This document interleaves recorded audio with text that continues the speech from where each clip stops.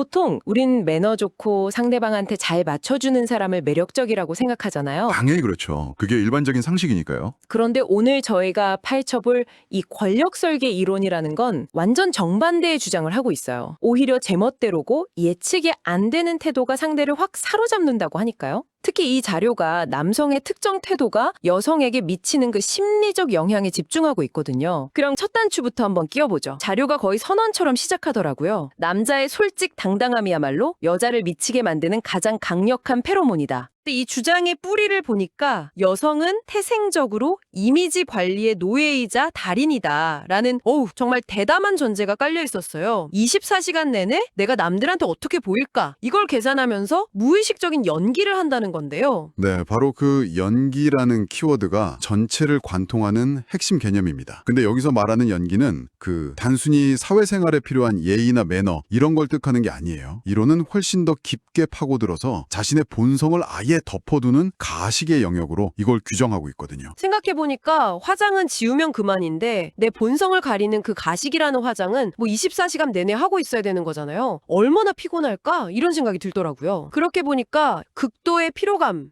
이라는 단어가 완전히 다르게 보이기 시작했어요. 네, 그 피로감은 그냥 오늘 좀 힘드네 이런 수준이 아니에요. 뭐랄까 평생 동안 무거운 갑옷을 입고 사는 것 같은 그런 만성적인 긴장 상태를 의미하는 거죠. 타인의 시선과 평판이라는 그 무대 위에서 단 한순간도 내려오지 못하는 배우의 심리랑 같다고 설명을 해요. 근데 그 피로감이 소위 말하는 나쁜 남자 스타일의 그런 당당함이랑 완전 다른 세상 이야기처럼 들리는데요? 바로 그 전혀 다른 세상이라는 점이 강력한 끌림을 만든다고 이 이론은 주장합니다. 평생을 갑옷 입고 살아온 사람이 갑옷 없이 자유롭게 막 뛰어다니는 사람을 봤을 때 그 충격, 그걸 상상해 보시면 돼요. 그 순간 여성이 엄청난 해방감을 느낀다고 해요. 해방감이요? 아니, 자기가 그런 것도 아닌데도요. 약간 대리만족 같은 건가요? 대리만족을 좀 넘어선 감정으로 봅니다. 예를 들어 볼게요. 직장 상사의 진짜 재미없는 아재 개그에 다들 영혼 없이 막 웃고 있는데 한 사람이 무표정으로 저는 그게 왜 웃긴지 잘 모르겠습니다 라고 말하는 장면을 한번 상상해 보세요.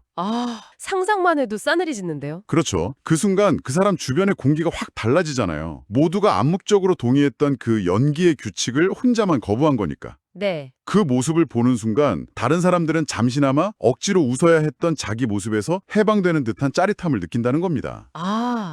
그 예시를 드니까 바로 이해가 되네요. 나는 저렇게 못하는데 라는 생각과 동시에 저렇게 해도 되는 거였어? 하는 뭐랄까 일종의 경이로움 같은 걸 느끼는 거군요. 나를 억압하던 규칙을 아무렇지 않게 그냥 깨부수는 모습을 보면서요. 네. 그리고 그 경이로움은 곧바로 동경으로 이어진다는 게 이 이론의 흐름입니다. 내가 갖지 못한 것, 특히 사회적 압박 때문에 포기해야만 했던 그 자유를 가진 존재에 대한 선망이 생기는 거죠. 그리고 이 선망이 이성적 매력으로 전환되는 결정적인 어떤 심리적 방아쇠가 당겨지는 순간이 찾아온다는 거예요. 그 동경이 어떻게 매력으로 바뀌는 거죠? 자료는 그 순간을 이렇게 묘사합니다. 바로 이 남자 앞에선 나도 이 무거운 가면을 벗어도 되지 않을까? 라는 무의식적인 기대감이 싹 트는 순간이라고요. 그냥 저 사람 앞에서는 좀 편하게 있어도 되겠다. 이 정도로 느낄 수도 있는 거잖아요. 굉장히 날카로운 질문인데요. 이 이론은 명확하게 구분합니다. 단순한 편안함을 넘어선다고 봐요. 일종의 구원에 가까운 감정으로 묘사를 하고 있어요. 평생 나를 억누르던 그 갑옷을 벗어 던져도 안전할 거라는 무의식적인 신뢰, 더 이상 다른 사람 찾아 헤맬 필요가 없는 어떤 안식처를 찾은 것 같은 느낌이라는 거죠. 그래서 이 이론에서는 이 순간을 진정한 끝사랑을 직감하는 지점이라고까지 아주 강하게 정의하고 있습니다. 그의 자유로움을 보면서 나 역시 저 사람 곁에서는 진짜 나로 존재할 수 있겠다라는 희망을 품게 된다는 거군요. 바로 그거죠. 자, 그럼 청취자분들이 가장 궁금해하실 부분으로 넘어가 보죠. 이 이론에서 말하는 그토록 매력적이라는 계산 없고 빠꾸 없는 태도, 이게 구체적으로 어떤 모습일까요? 이게 너무 추상적으로 들릴 수 있으니 구체적인 예시를 통해서 살펴보는 게 좋겠습니다. 자료에서는 세 가지 대표적인 사례를 제시하고 있어요. 첫 번째가 모두가 가식을 또는 상황에서 타인의 시선을 신경 쓰지 않고 솔직한 생각과 감정을 드러내는 모습이었죠. 모두가 예스라고 할 때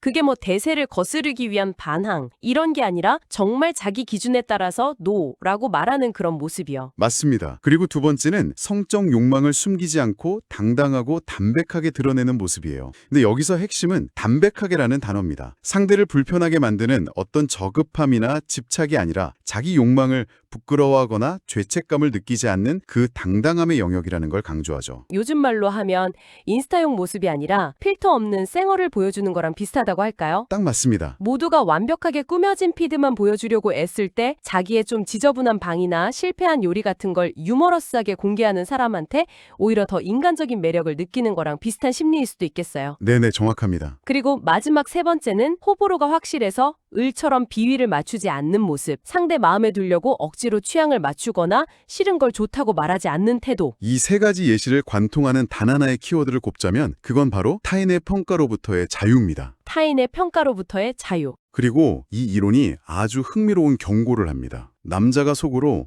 이 말을 하면 날 싫어할까? 이렇게 계산하고 눈치를 보는 바로 그 순간 여성은 그를 뻔하다고 느끼면서 마음을 정리하기 시작한다고 분석해요. 뻔하다는 표현이 정말 핵심이네요. 결국 그 남자 역시 자신처럼 타인의 시선이라는 감옥에 갇혀서 연기를 하는 사람이구나. 이걸 간파하는 순간 특별함이 사라지고 매력이 확 떨어진다는 거군요. 그렇죠. 내가 그토록 동경했던 자유가 저 남자한테는 없다는 걸 확인하게 되는 셈이니까요. 예측 가능한 범주, 즉 사회적 가면을 쓴 사람이라는 카테고리 안으로 들어와 버리는 거죠. 결국 이 이론이 말하는 치명적인 매력의 본질은 예측 불가능성과 자기만의 확고한 기준입니다. 타인의 인정이나 사랑을 구걸하는 태도가 아니라 자기 자신의 기준에 따라 행동하는 그 모습에서 여성들은 자신이 평생 갈망해온 실체를 발견하고 중독되듯 끌린다는 논리입니다. 자, 그럼 이 모든 내용을 종합해보면 어떤 결론에 이르게 될까요? 연기에 지친 여성은 실체를 가진 남성에게 해방감과 동경을 느끼고 이게 거부할 수 없는 매력이 된다. 이 흐름을 쭉 따라오다 보니까 자료의 마지막 결론이 무척이나 궁금해집니다. 이 이론의 결론은 아주 명확하고 심지어 조금 거칠기까지 합니다. 당신이 꼴리는 대로 살면 여자는 당신을 동경의 대상으로 보고 따라온다. 자칫하면 그냥 무례하거나 이기적인 사람이 되라는 말처럼 들릴 위험도 있어 보입니다. 이 표현이 담고 있는 진짜 핵심 메시지는 뭘까요? 물론 방종이나 무례함을 의미하는 건 절대 아니죠. 이론의 맥락 안에서 해석해야 합니다. 타인의 평가라는 그 외부 기준에서 벗어나서 자기 내면의 목소리, 그러니까 자신의 생각과 기준에 따라 솔직하게 산다는 의미예요. 남에게 보여주기 위한 삶이 아니라. 네. 그것이 보는 사람으로 하여금 동경을 불러일으키고 결국 관계의 주도권을 갖게 만든다는 겁니다. 그렇군요. 결국 이 이론의 핵심은 매력은 만들어내는 게 아니라 드러내는 것이다. 라는 역발상이네요. 맞습니다. 대부분의 사람들이 매력을 더하려고 뭔가를 배우고 꾸미고 보여주기 위한 연기를 해야 한다고 생각할 때 오히려 그 모든 연기를 포기하는 지점에서 진짜 중독이 시작된다고 주장하는 거군요. 네, 매력의 패러다임을 완전히 뒤집는 이야기죠. 그 패러다임의 전환을 이 이론의 마지막 문장이 완벽하게 요약해 줍니다. 제가 한번 인용해 볼게요. 여자는 평생을 연기하며 산다. 그렇기에 실체를 가진 남자에게 중독된다는 것을 기억해라. 연기와 실체. 오늘 나눈 모든 이야기가 결국 이 두 단어의 대립으로 귀결되는군요. 그렇습니다. 사회적 통념이나 타인의 기대에 맞춰서 재단되지 않은 그 원석 같은 자아, 그것이 바로 이 이론이 말하는 실체인 거죠. 이 분석이 흥미로운 이유는 연기하는 자와 실체를 드러내는 자라는 아주 독특한 대립구도로 설명하고 있기 때문입니다. 그리고 가면을 벗어던진 쪽이 결국 상대의 마음을 움직이는 힘을 갖게 된다는 관점을 제시하는 거고요. 오늘 저희가 분석한 내용은 관계에 대한 아주 흥미로우면서도